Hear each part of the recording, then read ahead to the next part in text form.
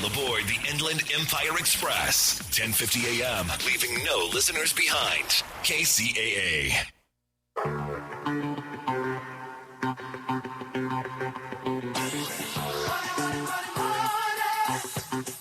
Welcome to Money Talk. And I'm Aaron Michael Sanchez. Right, Aaron. Wednesday, 4 p.m. Time for some Money Talk. That's right. I am so excited because this show, I hear somebody turns like travel agent into an app or an entrepreneur. What's that all about? Yeah, absolutely. We're going to be talking later on today about an entrepreneur that started as a travel agent and has now become the founder and CEO of a company that distributes an app that essentially takes your itinerary and then appends to it content for the traveler. And so let's say you're heading to Hawaii to get out of this rain that we have here in LA and you wanted to go to sunnier climates, at least for the week. You would now be able to get your itinerary along with a bunch of other content accompanying it that would make your travels a lot more comfortable and certainly give you a lot greater options at your fingertips. So I'm excited about that. I'm excited about that. And then for all of those that, and I know everybody that talks about our show says that they have seen Shark Tank, because if you're an entrepreneur or you're a business person, and even if you're not, you have seen Shark Tank. Yeah, you're absolutely right. And you know, I don't know how this is the case, but we're going to be speaking with an entrepreneur who actually received the highest investment award from Shark Tank. But this is actually our first Shark Tank participant in the last year. Like past contestant, yeah. Yeah, and it's kind of surprising given that every week we speak to a number of entrepreneurs. But I'm excited to speak with our guest. But before we move on to that, Aaron, you know, how you doing? By the way, I know you're on the other side of the county. I am. I understand that you had a hard time getting over to our studio here because of all the rain and washouts. How's it going over there? It's going good over here in San Bernardino at the Carousel Mall in studio. It's pretty rainy out, and of course, you know, you could only go so far. Now I'm looking at pictures that you're posting of the beach there, and it's still kind of rainy there, but it's still nice. What's going on there on that side? Well, Aaron, it is overcast. It is rainy, but it's still the beach.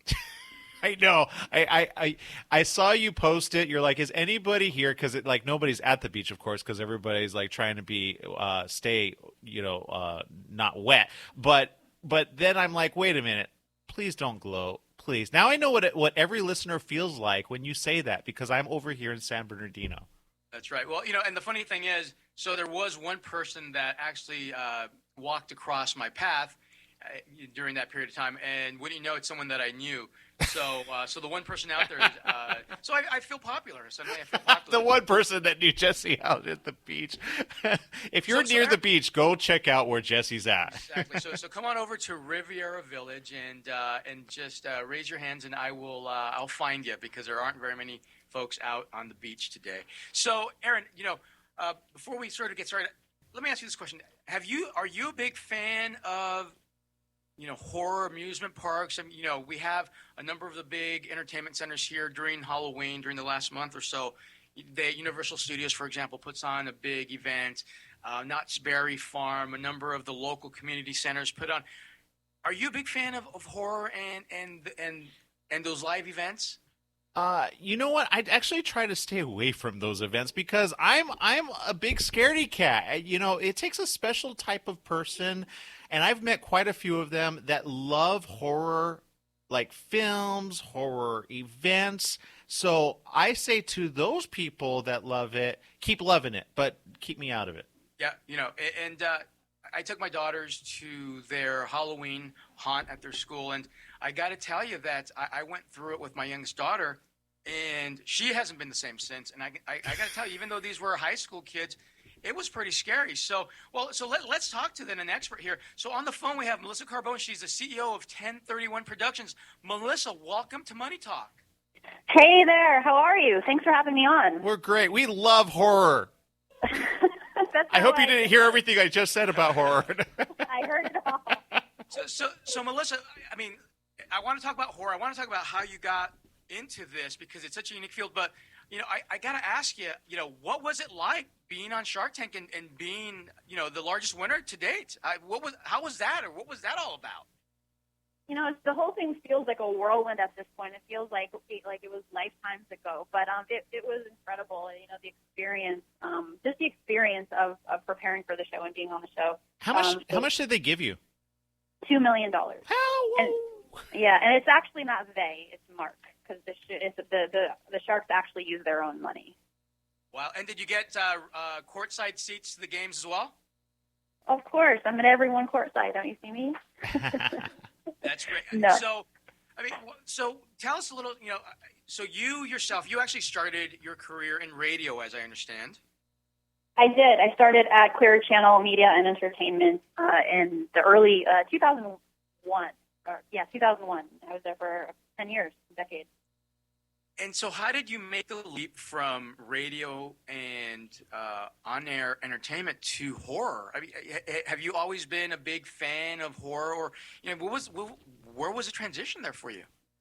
Yeah, I've actually always been a giant fan of the horror genre, and the transition, it sounds like an odd one, but it's not. My capacity at Clear Channel was I was creating a lot of marketing and advertising campaigns for, everybody from Toyota and BMW to Coke, Pepsi, Disney.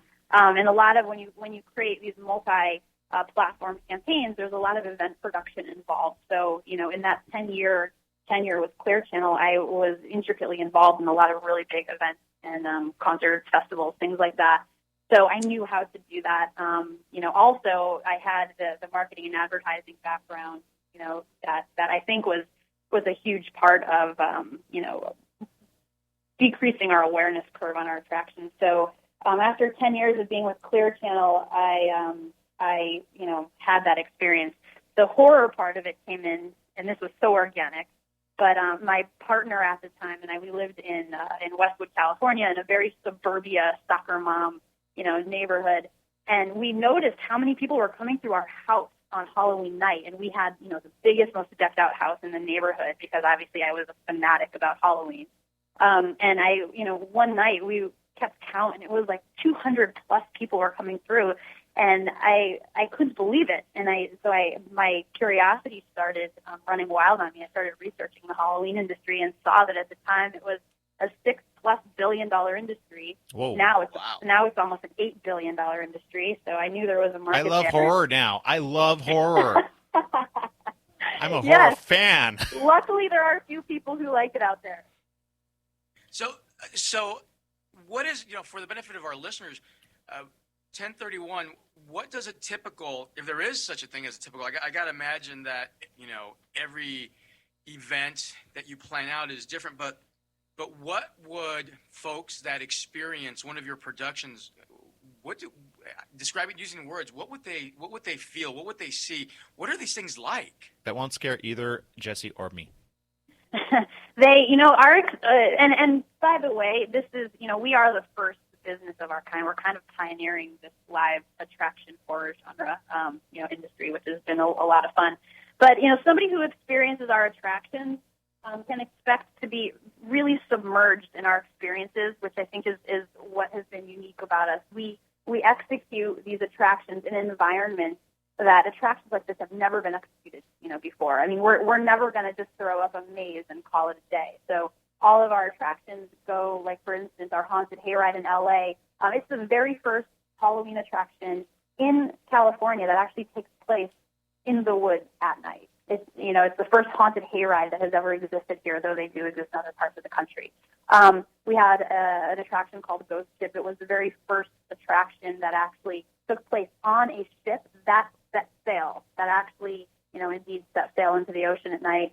And then our newest attraction, the Great Horror Campout, is a 12-hour overnight camping adventure that is literally that is probably the most immersive experience that we've put on to date, because we're bodily taking these campers and inserting them into an entire world. It's a game, like a Hunger Games meets Survivor type kind of night. Okay, I want to do that, and I nominate Jesse and I to see who actually wants to go home first, and then we'll see who wins, Jesse. I'm going to hold you both to that. The only way I will agree to something like that is if you have a chicken exit somewhere in the event where I can just walk out of there and go back to my normal life. Because this sounds – and I went on your website and I saw some of the video of some of these events that you did this past Halloween season. And it's frightening stuff. I mean, it's almost like you are living in one of those horror movies. Like if you're living Is it in like a The Walking Halloween Dead? Or, no. It's actually nothing like The Walking Dead. We actually don't use zombies because I think that the world has enough zombies in other places. That's true. Yeah, so we actually are not like The Walking Dead. But yeah, it's and just to get to your previous point, we actually do have a chicken zone.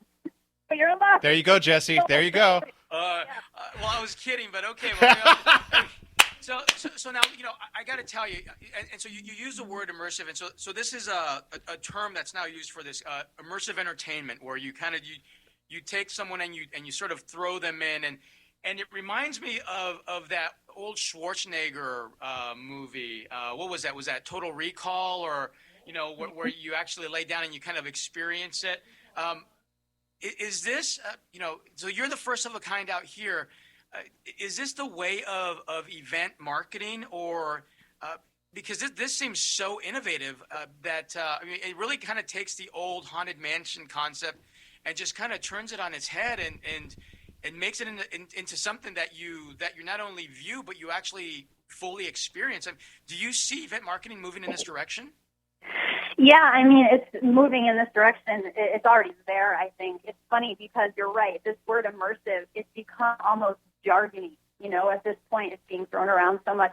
And I think it's often used, I think incorrectly, synonymously with engaging, right? Like people will use immersive and the word engaging kind of interchangeably, and I think they're two very different things. To me, immersive means, like I said earlier, to take somebody physically, bodily, and insert them into an environment, and even kind of blur the lines between the spectator and the actors.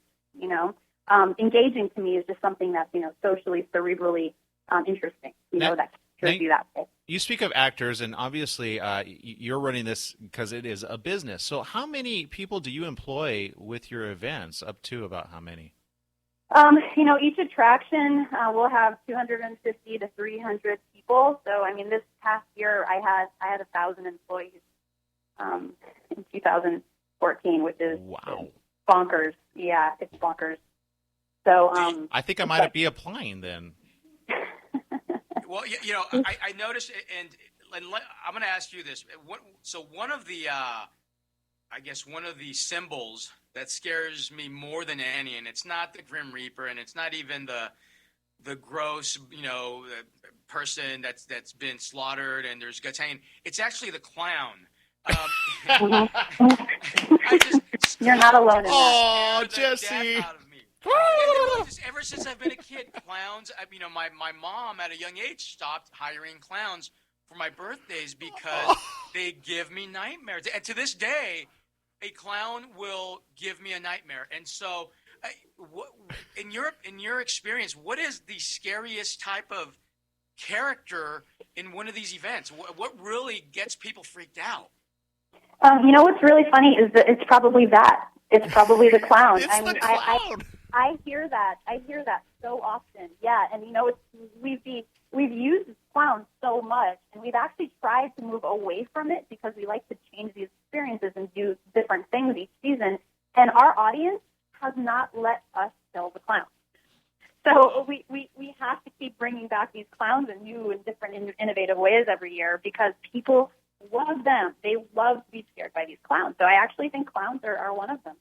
And isn't that funny? Because clowns are supposed to be happy kind of characters, but seriously, I can't tell you how many times in the course of my lifetime I've woken up in the middle of the night, particularly as a kid, because of a clown, and it's crazy. Well, ever since Stephen King's It, that did it for me. And I never saw that. I've never been. Oh, you got to see it.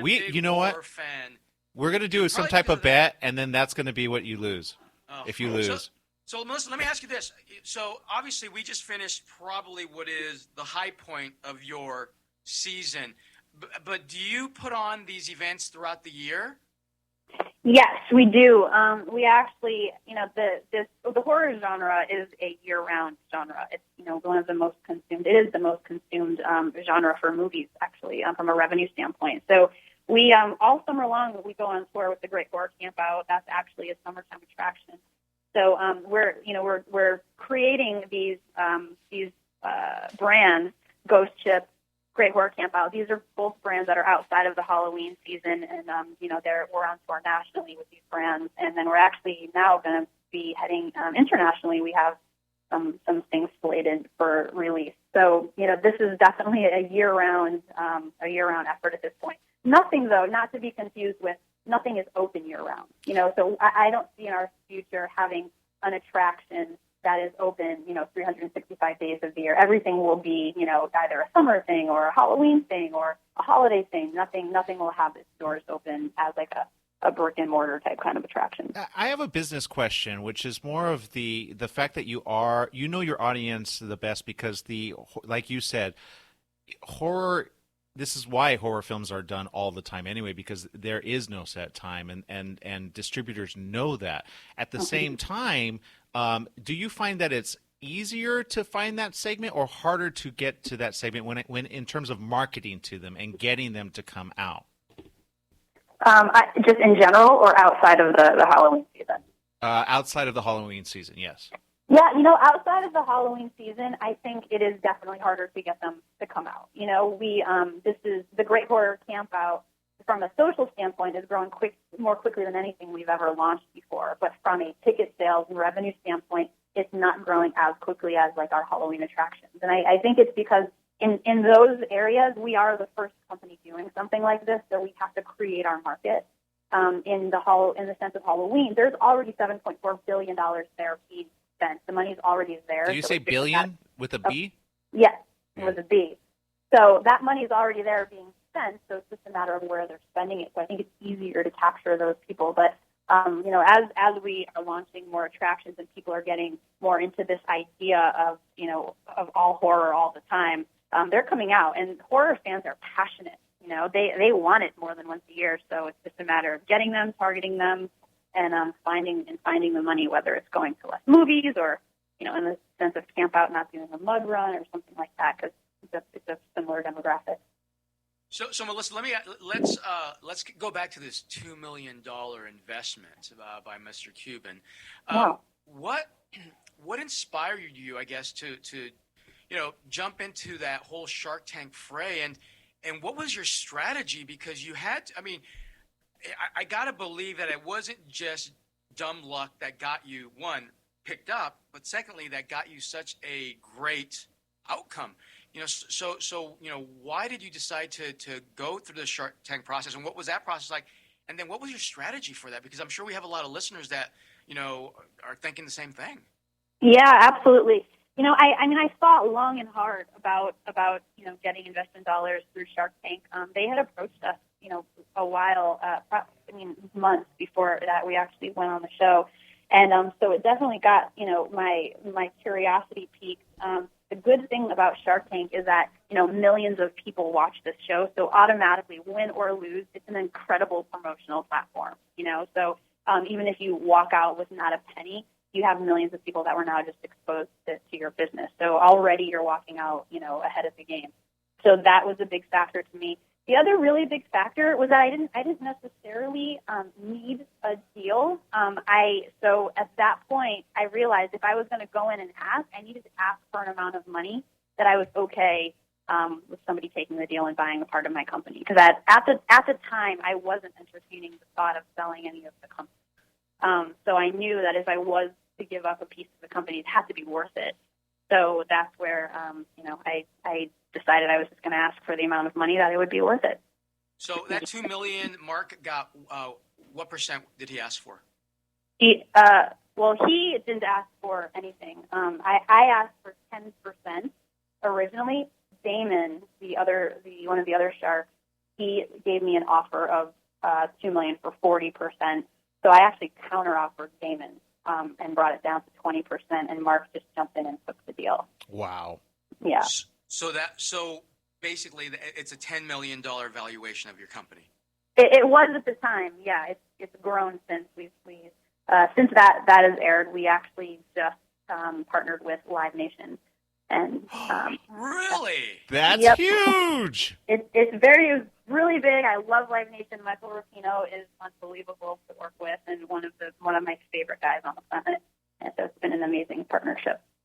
So so that's interesting because we hear folks talk about, or we read about, folks talking about their experiences, and in a lot of cases, they'll take a deal. And I think yours is an interesting point. You didn't need a deal, and so you didn't feel compelled to just take something and in a sense give up more than you needed to, and so you came out much better. I think a lot of folks maybe out there, and maybe this might be a good piece of advice, is don't feel, maybe the advice is don't feel desperate for a deal, perhaps, because it seems like you really did well. I mean that's whether you need it or not, $2 million is great to have to get your work done. But here's my question in tandem with that, though. How has that helped? Did that help you?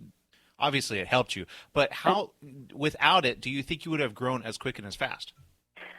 So absolutely not. Yes, that money has helped us immensely. It has been a game changer for my company, and we never would have been able to expand this quickly. So that, right out of the gate, I want to be clear about that. But the first point, the prior point about not being desperate, it is so important that entrepreneurs understand that. I feel like we live in this culture of like needing instant gratification. It's, hey, I have this great idea, but I don't have the time to put in the work to get there. I don't have time to, wait another year or 2 years to be successful. I have to be successful right now. And it really deters a lot of entrepreneurs from going through the steps and taking the measures that they need to get there. And I think when you go on the show, and I even said it on the show, we would have executed this expansion no matter what. It's just a matter of, was it going to take us 5 years, or would we get this money and we could do it in a year or 2 years? So as an entrepreneur, I think you have to be okay with going through the motions and it taking the time that it needs to get there and fully mature as a company. And if you are, then you totally can do things on your own time, and you don't have to be desperate and take deals that you don't want to take.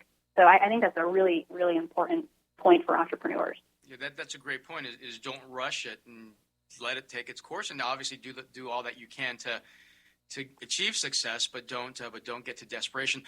What other, as you've gone through this process in what is actually a fairly short amount of time, considering the success you've had, what other tidbits of advice might you have as a result of your experiences for other entrepreneurs out there? I think this is the thing I say to everybody, and I think my team is so tired of hearing me say this. It's activate, activate, activate. The biggest bridge, I think, between those who succeed and those who don't is simply activation, right? Like, everyone on the planet has ideas. Everybody has an idea of something. A lot of people have amazing ideas, $1 million ideas. But if you don't activate on them, those ideas go nowhere. They become nothing, and it doesn't even matter that you had an idea.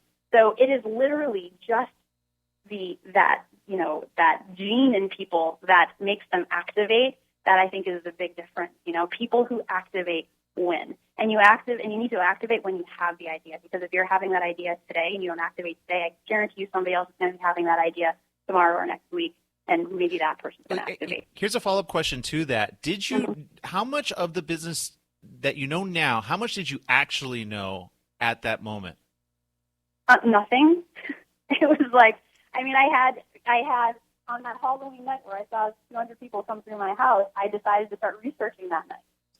So I just started researching and learned as I went. But within a couple of days, I was already looking for locations and coming up with concepts for Halloween attractions. So it was I activated very quickly on it, and I learned as I went. And I think that's another good tip for entrepreneurs, is not to be afraid to fail. As long as after the failure you reflect and try again. Yeah, no, and that's something that we preach as well, which is, fail often, fail fast, fail forward, and because you're not going to get it right the first time, and it may take some tweaking of the same concept, or it might just take different ideas altogether. Exactly. But that's it is great. It is great, to have an actual Shark Tank winner on the show, particularly one that did so well, and it's also great to hear, how you got to that point, because I think you're right. We as entrepreneurs, it's like Nike would say, just do it, just get out and do it, because you can sit there and talk about it all you want, but if you don't go out and do it, you're never going to know. And like you said, it's the next guy down the road might come up with the same idea, and he'll act on it. And guess what? That now you're no longer innovative. You're no longer, special, unique. And so now you got to come up with another idea.